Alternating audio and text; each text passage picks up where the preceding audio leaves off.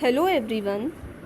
Today we will start a new topic of microeconomics. Today's topic is indifference curve analysis. In last classes we have discussed about cardinal utility. Cardinal utility equilibrium या फिर consumer का equilibrium हमने देखा कि in one case commodity और to case commodity में consumer का equilibrium कैसे होता है, कैसे डिटरमिन होता है। ओके, आज हम पढ़ने वाले हैं कि ordinal utility analysis means indifference curve को ही हम ऑर्डिनल यूटिलिटी अप्रोच बोलते हैं। हम देखेंगे आज कि जो कार्डिनल अप्रोच थी उसमें कुछ लिमिटेशंस थी। क्या थी वो, जैसे अब हम डिस्कस करते हैं कार्डिनल और ऑर्डिनल यूटिलिटी एनालिसिस। देखिए, जो कार्डिनल यूटिलिटी अप्रोच थी वो यूज़ की गई थी मार्शल के द्वारा। मार्शल ने इसको यूज़ किया टू डिफाइन कंज्यूमर इक्विलिब्रियम को डिफाइन करने के लिए। And cardinal utility means consumer could measure the satisfaction derived by the consumption of any goods and services in terms of numbers and units of that measurement is called utils।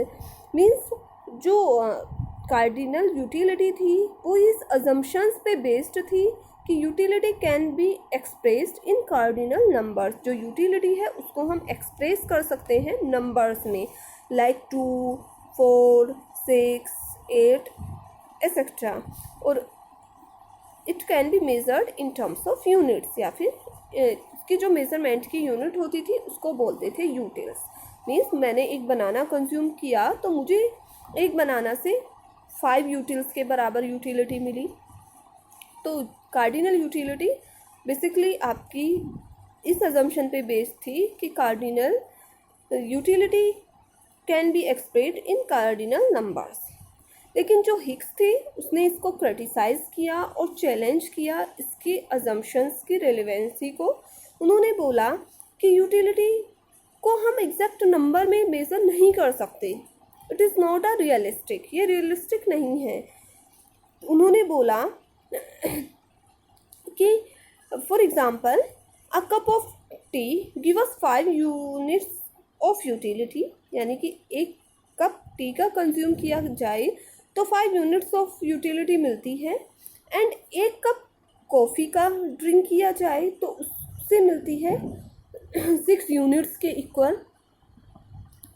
तो क्या ऐसा हो सकता है कि हम बता सकते हैं कि हमने टी को ड्रिंक किया तो हमें 5 यूटिल्स के बराबर या 5 यूनिट्स के इक्वल हमको यूटिलिटी मिली? ऐसा नहीं होता इन रियल वर्ल्ड में ऐसा नहीं होता।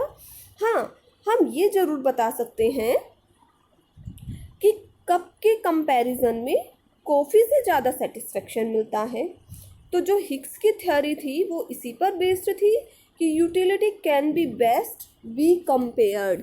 मतलब यूटिलिटी को मेज़र करने का तरीका सबसे बेस्ट क्या है कि उसको कंपेयर किया जाए depending on your taste and preference, अपने टेस्ट और प्रेफरेंस के अकॉर्डिंग कि कौन सी गुड हमें ज़्यादा सेटिस्फेक्शन देती है। Comparison of utility refers to ordinal concept of utility. जब हम कंपेयर करते हैं यूटिलिटी को कि फॉर एग्जांपल कॉफ़ी से मुझे ज़्यादा सेटिस्फेक्शन मिला तो मैंने कंपेयर किया टी और कॉफ़ी में, तो ये है हमारी ऑर्डिनल कॉन्सेप्ट ऑफ यूटिलिटी। ये डिफरेंट है कार्डिनल यूटिलिटी से, क्योंकि कार्डिनल यूटिलिटी में मेज़र किया जाता था नंबर्स में, लेकिन इसमें हम यहाँ पर करेंगे कंपेयर। ठीक है, तो Hicks ordinal utility means giving the rank और compare to the utility derived by the consumption of goods and services. और प्रोफेसर हिक्स ने इसको डेवलप किया a theory of consumer equilibrium based on ordinal concept of utility. This is more realistic and better than cardinal utility. ये realistic भी है और cardinal utility से better भी है। And this theory is known as indifference curve analysis. इसी theory को हम इंडिफरेंस कर्व एनालिसिस बोलते हैं। अब इसके कुछ अजम्पशंस हैं। देखिए, अजम्पशंस क्या होंगी। First, a consumer is assume to buy any 2 goods in combination. Means जो एक कंज्यूमर है वो ये माना जाता है कि 2 गुड्स जो कॉम्बिनेशन परचेज करेगा वो 2 गुड्स का लेगा। टू गुड्स के बारे में बात की जाएगी। Second, a consumer can rank the alternative combination and compare their level of satisfaction. Means इसमें जो कंज्यूमर होगा उसके पास जो ऑल्टरनेटिव कॉम्बिनेशंस होंगे टू गुड्स के, उनको कंपेयर कर सकता है देयर लेवल ऑफ सेटिस्फैक्शन, अपने सेटिस्फैक्शन के according, and he prefer a combination providing a higher level of satisfaction, और वो उस कॉम्बिनेशन को प्रिफर करेगा जो उसको ज़्यादा सेटिस्फैक्शन प्रोवाइड कराता है। ओके, थर्ड वाली अजम्पशन क्या होगी? नॉन सैचुरिटी। नॉन सैचुरिटी का मतलब या सैचुरेशन, नॉन सैचुरेशन का मतलब क्या होगा? जब आपने कार्डिनल अप्रोच किया तो उसमें देखा कि एक हमारा ये वाला पॉइंट आता है सैचुरेशन का, जहाँ पर हमारी ये मैक्सिमम होती है और ये हमारी MU 0 होती है। मींस इसका मतलब ये है कि इस पॉइंट पर कंज्यूमर फुल्ली सेटिस्फाइड है और उसके बाद वो एक भी यूनिट को कंज्यूम करना नहीं चाहता। लेकिन इसमें ऐसा नहीं होगा। इंडिफरेंस कर्व एनालिसिस में सैचुरेशन का पॉइंट नहीं आएगा, नॉन सैचुरिटी होगी। नेक्स्ट है ट्रांसिटिविटी। ट्रांसिटिविटी से मतलब होगा कि if a consumer prefer A to B, अगर एक कंज्यूमर है उसके पास टू कॉम्बिनेशंस हैं A और B, वो A को प्रीफर करता है comparison to B, then and B to C, B को प्रीफर करता है C के कंपैरिजन में, then he must prefer A to C, तो ये प्रीफर करेगा C के कंपैरिजन में A को ही ज़्यादा पसंद करेगा। तो ये ट्रांसिटिविटी होती है इस थ्योरी में। Next, indifference curve analysis assume diminishing marginal rate of substitution. ये वाली थ्योरी आपकी बेस्ड है, यानी कि हमें एक न्यू कॉन्सेप्ट पढ़ना है इसमें, MRS, marginal rate of substitution.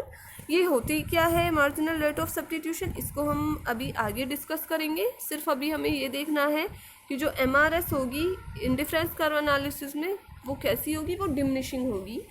Means इसका मतलब ये है कि अगर हम दो गुड का कॉम्बिनेशन ले रहे हैं, अगर हम एक को ज़्यादा पसंद करते हैं, एक गुड को ज़्यादा से ज़्यादा कंज्यूम करते हैं, तो दूसरी गुड को हमें गिव अप करना पड़ेगा सेकंड गुड को लेने के लिए। तो हम उस गुड की कम से कम यूनिट को गिव अप करेंगे।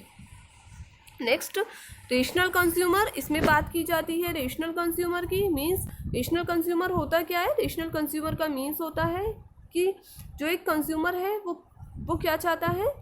To pay minimum price and maximum satisfaction. Means उसका एम होता है मैक्सिमाइजेस टोटल सेटिस्फैक्शन, अपने सेटिस्फैक्शन को मैक्सिमम करना।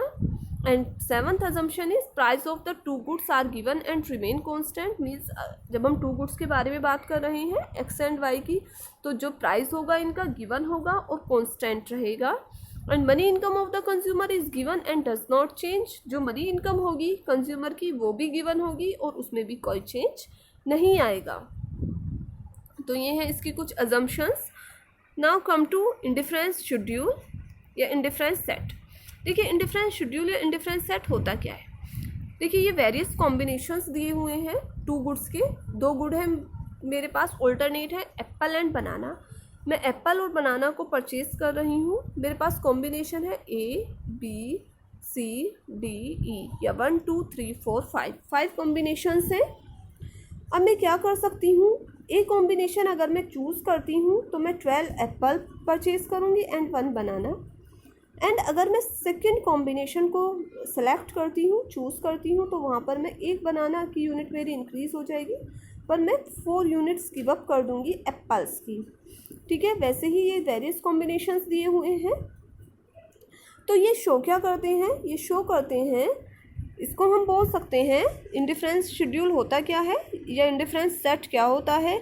It is a set of those combination of two goods which offer the consumer the same level of satisfaction. Means ये जितने भी combinations होंगे ABCD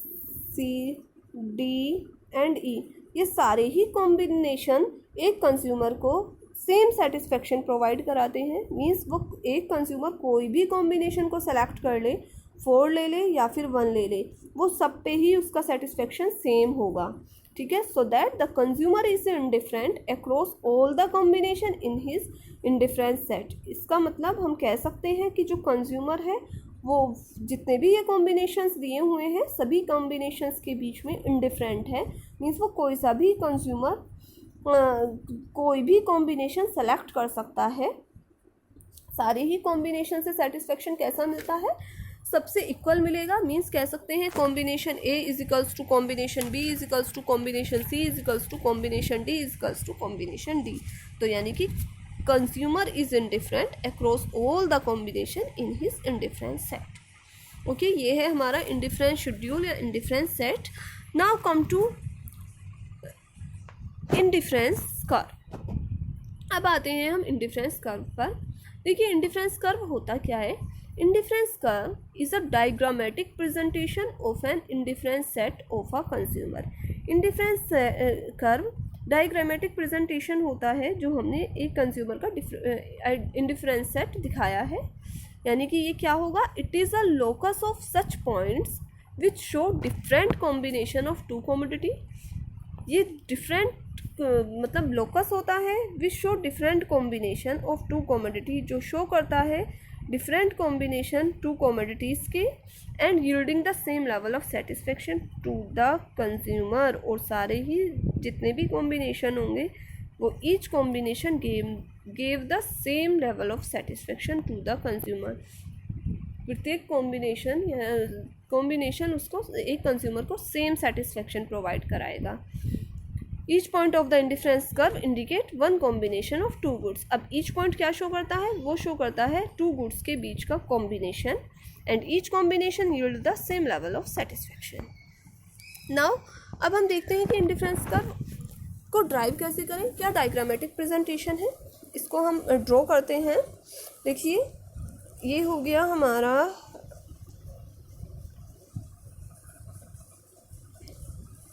ये वाई एक्सिस, ये एक्स एक्सिस। वाई एक्सिस पे हमने बनाना की क्वांटिटी दिखा दी, एंड यहाँ पर हमने ले लिए वाई एक्सिस पर एप्पल, एंड एक्स एक्सिस पे हमने लिया बनाना। ये ओरिजिन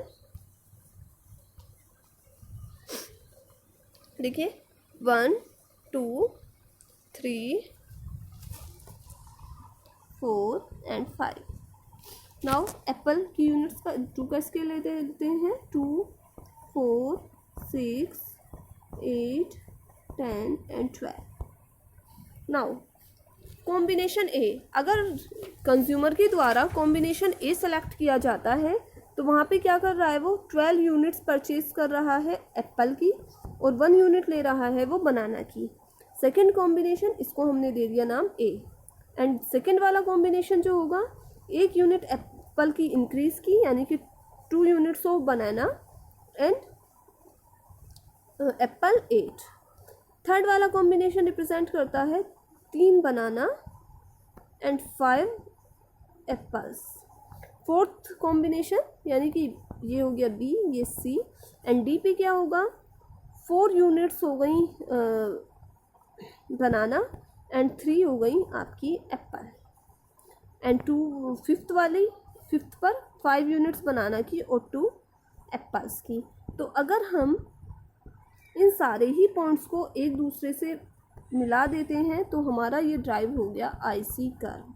तो आईसी क्या रिप्रेजेंट करता है, तो आईसी क्या हुआ, IC is a diagrammatic presentation of a indifference set. Indifference set की क्या है, डायग्रामेटिक प्रेजेंटेशन है, या फिर IC is a locus of all such point which show different combination of two commodity.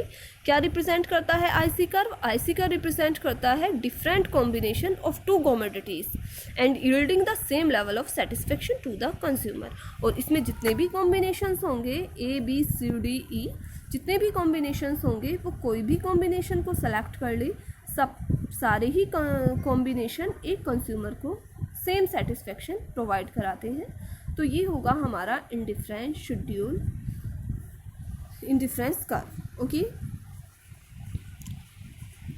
I think ये सभी को क्लियर हो गया होगा।